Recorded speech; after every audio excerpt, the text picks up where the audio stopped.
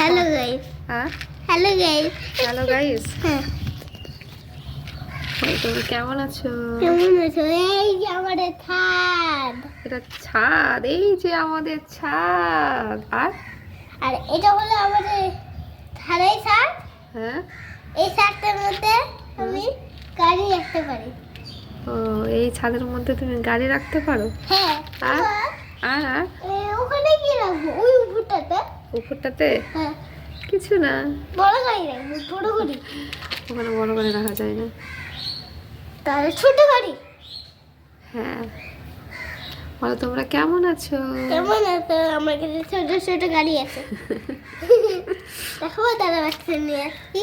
না, নিয়ে আসতে হবে না। এই যে ছোট গাড়ি গাড়িটা কি করেছো তুমি? গাড়ির দরজা কই?